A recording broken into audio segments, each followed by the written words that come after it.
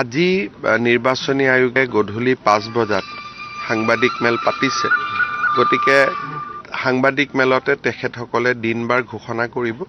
কিন্তু মই আগতেই কৈ আছো যে 2 তাৰিখৰ পৰা 5 তাৰিখৰ ভিতৰত নিৰ্বাচনী আয়োগে দিন ঘোষণা কৰিব। আৰু আজিয়ে যিহেতু তেওঁলোকে সংবাদ মেলখন পাতিছে, গতিকে ধাৰণা কৰিব পাৰি যে হয়তো আজিয়ে তেখেতসকলে নিৰ্বাচনৰ দিন ঘোষণা কৰিব। আমি নিৰ্বাচনৰ দিনটো দেখিলো, কিমান দিন মনোনয়ন আছে, কি আছে। সাধাৰণতে ঘোষণা কৰাৰ আগলৈকে ইমান চিন্তা কৰা নাযায়। আজি দিন-বাৰ চাই চিন্তা কৰা। আজি নিৰ্বাচনী আয়োগে গধূলি 5 বজাত সাংবাদিক মেল পাতিছে। গতিকে সাংবাদিক মেলতে তেখেতসকলে দিন-বাৰ ঘোষণা কৰিব। কিন্তু মই আগতেই কৈ আছো যে 2 তাৰিখৰ পৰা 5 তাৰিখৰ ভিতৰত নিৰ্বাচনী আয়োগে দিন ঘোষণা কৰিব। আৰু আজিয়ে যিহেতু তেওঁলোকে সংবাদ মেলখন পাতিছে, গতিকে ধাৰণা কৰিব পাৰি যে হয়তো আজিয়ে তেখেতসকলে নিৰ্বাচনৰ দিন ঘোষণা কৰিব।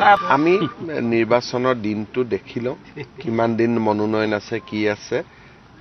সাধাৰণতে ঘোষণা কৰাৰ আগলৈকে ইমান চিন্তা কৰা নাযায়। আজি দিন-বাৰ চাই চিন্তা কৰা। আজি নিৰ্বাচনী আয়োগে গধূলি 5 বজাত সাংবাদিক মেল পাতিছে। গতিকে সাংবাদিক মেলতে তেখেতসকলে দিন-বাৰ ঘোষণা কৰিব।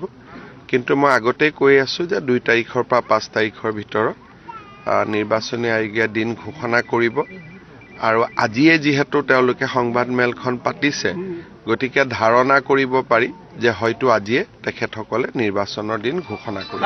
আমি নিৰ্বাচনৰ দিনটো দেখিলো, কিমান দিন মনোনয়ন আছে, কি আছে।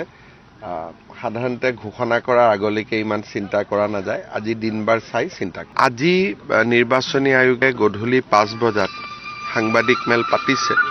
গতিকে সাংবাদিক মেলতে তেখেতসকলে দিন-বাৰ ঘোষণা কৰিব। কিন্তু মই আগতেই কৈ আছো যে 2 তাৰিখৰ পৰা 5 তাৰিখৰ ভিতৰত নিৰ্বাচনী আয়োগে দিন ঘোষণা কৰিব।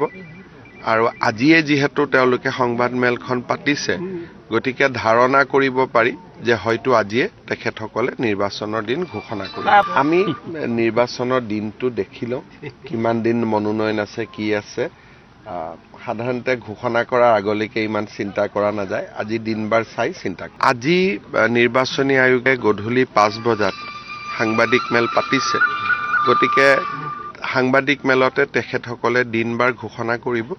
কিন্তু মই আগতেই কৈ আছো যে 2 তাৰিখৰ পৰা 5 তাৰিখৰ ভিতৰত নিৰ্বাচনী আয়োগে দিন ঘোষণা কৰিব। আৰু আজিয়ে যিহেতু তেওঁলোকে সংবাদ মেলখন পাতিছে, গতিকে ধাৰণা কৰিব পাৰি যে হয়তো আজিয়ে তেখেতসকলে নিৰ্বাচনৰ দিন ঘোষণা কৰিব। আমি নিৰ্বাচনৰ দিনটো দেখিলো, কিমান দিন মনোনয়ন আছে, কি আছে। সাধাৰণতে ঘোষণা কৰাৰ আগলৈকে ইমান চিন্তা কৰা নাযায়। আজি দিন-বাৰ চাই চিন্তা কৰা।